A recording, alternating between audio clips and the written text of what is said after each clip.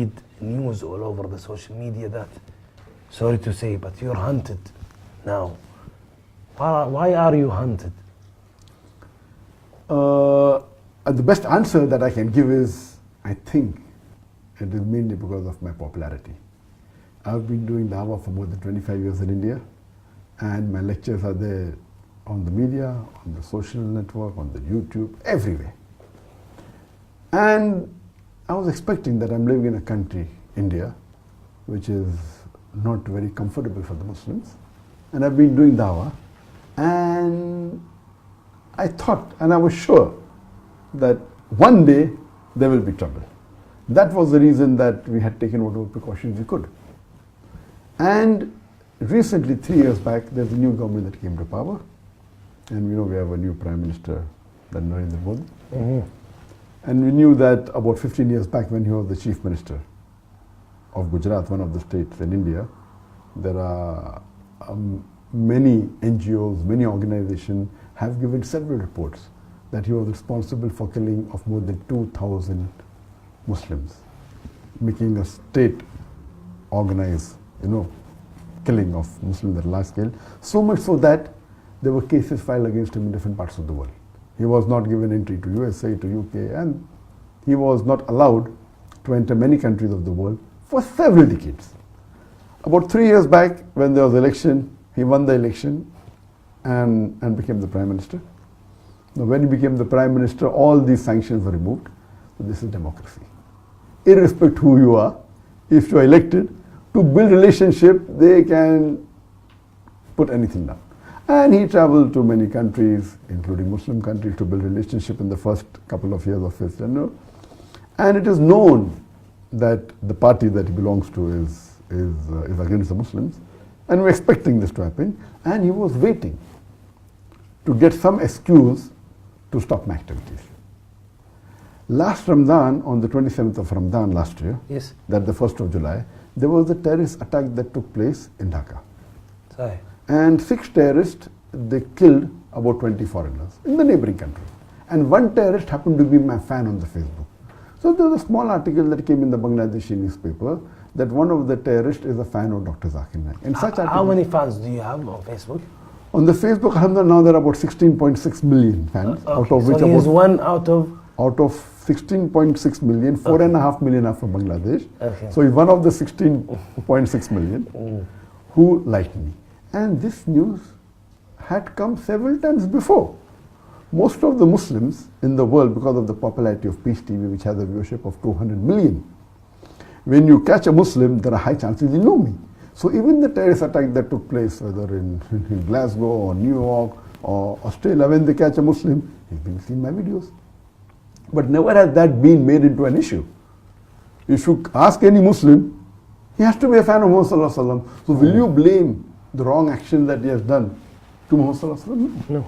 So here we find that the Indian media blew it out of proportion. Next day, the news article came on the 3rd of July. 4th of July, almost all the newspapers, headlines, almost all the news channels, it was headlines that Dr. Zakir Naik inspired terrorists. And it was as though everything was planned. And day and night, I became viral not only in the world, number one trending, on the Twitter, on the Facebook. And then, alhamdulillah, many Muslim organizations in different parts of India, they protested. In Bangalore, in Hyderabad, in Kerala, in Kashmir, in large numbers. And one thing good, mashallah, that the Muslims who even differed with me, the difference of opinion and views, even they stood up, saying we disagree that Dr. Zakir is not a terrorist. And mashallah, there was big protest, so much so that the Indian government had 4 different teams, NIB, National Investigation Agency, they had the Intelligence Bureau, that the Maharashtra Police, that the Bombay Police, CID, all of them, and NI alone had 9 teams, each team hanging, so few hundred. And the amount they spent money in doing research, that they saw most of my tapes, everything, no problem, I was happy about it. After 1 month, on 2nd of August, they were forced to say in the parliament that nothing is wrong found with Dr. Zakir Naik. He did not find any evidence in his speeches, nor in his lectures. So most of the protest stopped. And I thought, that this will surely be their plan. So protest stopped, everything became cool. 3 months later, in November, the same government says that the Muslim personal law in India should be abolished. You know, India has a Muslim personal law. Muslims can follow the law in inheritance and marriage, etc. So all the Muslims again stood in larger numbers to protest against it. In this fiasco, 2 weeks after this, they banned my organization suddenly. And they banned it for 5 years, claiming that, you know, they are promoting terrorism. And they started getting lectures, which I've given 10 years back, I've given 15 years back. Any logical person will know that these lectures are there on the social media for 10, 15 years. If they promoted terrorism, why suddenly now are they called? So it is mainly because of the popularity. And it is shocking that the Indian government many a times before has called me to give lecture on religion in the National Academy in Hyderabad. National Academy of Hyderabad is the largest institute for training police. It is the most prestigious institute. Imagine I have been called not once, twice, and sometimes when I did not go, they pressurized me. They used influence. I'm saying, busy, no, you have to go. So twice I've addressed them, to IPS officers, to the top ranking police. So do you mean to say they've called a terrorist? Not that they found a lecture which I gave just 6 months back or 1 year back. These lectures were given 10 years, 15 years back. They're taking a clipping out of context and trying to prove to the world that I'm promoting terrorism. And as you may be aware, that the World Economic Forum has said that the second most unjust media in the world is the Indian media. Never ever in the history before has anyone who has been so popular, so well known, his life is open in the media like an open book. You know, we have Peace TV, mashallah, name is Peace, Kana Salam, having an English language, Urdu, Bangla, Chinese. The network has more than 200 million viewers. A person who's there on the social media for more than 15 years. I've been giving talks for more than 25 years. And alhamdulillah, I've been awarded, though I don't think so I deserve it, I've been awarded the most prestigious Islamic award in the world. That is the King Faisal Award for the service of Islam, which is equivalent to the Nobel Prize of Peace. It is the highest award. Alhamdulillah, I've been even given the second highest award, the Dubai Holy Quran Award, 4 years back. Then the Toko Mahalajri Award, that's from Malaysia, from Sharjah, from Gambia, from many countries. I've been the guest of heads of states of many countries, Muslim countries, non-Muslim countries, giving lectures in more than 40 countries. I've been invited. Now, such a person who's so popular, when the Indian government is laying an allegation that I'm involved in terrorism, indirectly they are saying that even Saudi Arabia is promoting terrorism, even Dubai is promoting terrorism, even Malaysia is promoting terrorism, even Sharjah is promoting terrorism, and all the countries. Even the Indian government is, yes, because they're inviting you. Yes, so it is so illogical, and they're taking up clips which are not new. Okay, can be possible hypothetically that I was very good and suddenly last 6 months I've been bad. Can be. Logically, they are picking up lectures of mine which I've given 10 years back, which I've given 15 years back, which I've given 5 years back. And that means the previous government, yes, they're saying yes, the previous government promoted ذاكر, now we are we are correct. So it is illogical, absolutely illogical.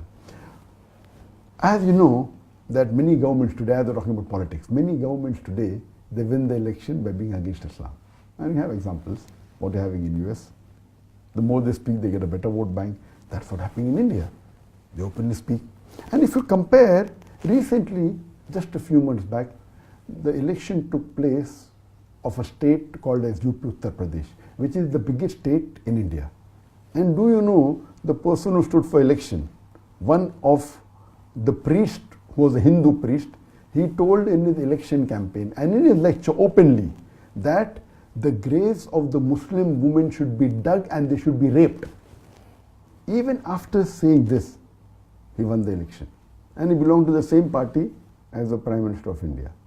And the irony is, not that he only won, they made him the Chief Minister of that state. Yes, that means if you abuse the Muslims, imagine if you compare to any of the allegations they are laying, compared to what he said in public, that you dig the graves of the Muslim women and rape them. Nothing is happening. Is this democracy? What is exactly happening in a few days ago? Why is it now more critical than ever? Yes, previously it was more localized and the Muslim Indians supported me, alhamdulillah. When they called me for interrogation on 31st of January, I did not receive any official letter from them. What I was hearing from the media. When I heard from the media, my lawyer gave them my email. And when I got the email, I replied on the email.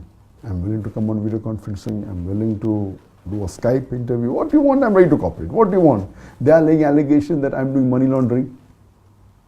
I said, where money laundering? We have been submitting our records. So what record we submitted 10 years back? They are saying that's not correct. Now, why are you saying now?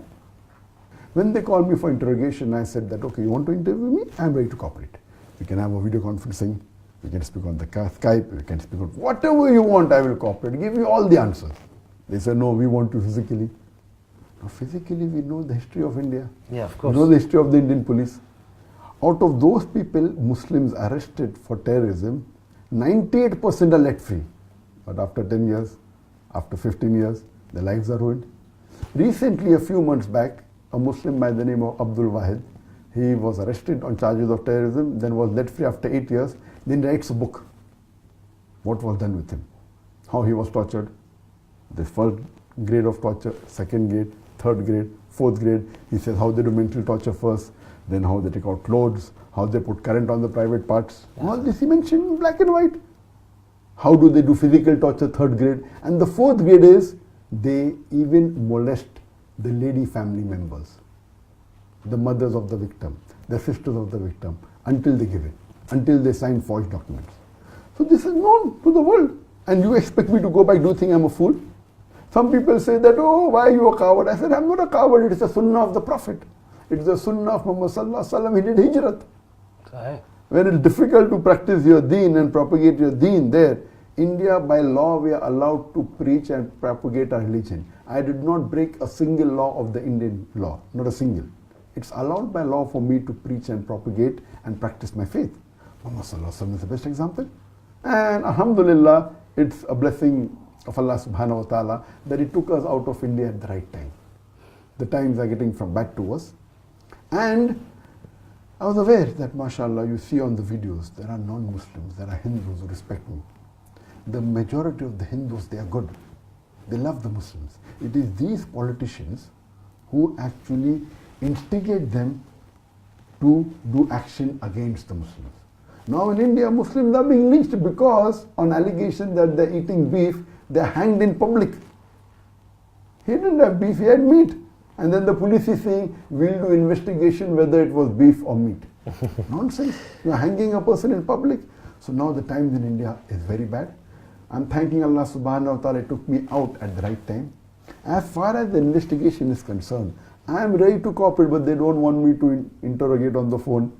Because when they do it on the phone or in the media, I would love, let the audience, let it be an open interrogation. Why are you wanting a private? Because you know that you have something to hide. In privacy, you can surely threaten me. You can torture. That you cannot do. In public, you cannot do on a video conferencing. So this is nothing but tactics. Now the media is saying, because they gave me 3 summons and I did not respond to that, now they have put an unbailable warrant against me. One. This is what happened a few days ago. That happened about a month back. Yeah. Few days back, what happened, 10 days back, that warrant they took and now they are telling to the Indian government that request to the Interpol that Dr. Zakir Naik should be put on the red corner notice. So now, 1 week back, the Indian government, according to the media reports, have sent a request to the Interpol saying that Dr. Zakir Naik is promoting terrorism, therefore he should be put on the red corner notice, and anywhere in the world, any country finds him, should arrest him and send him to India.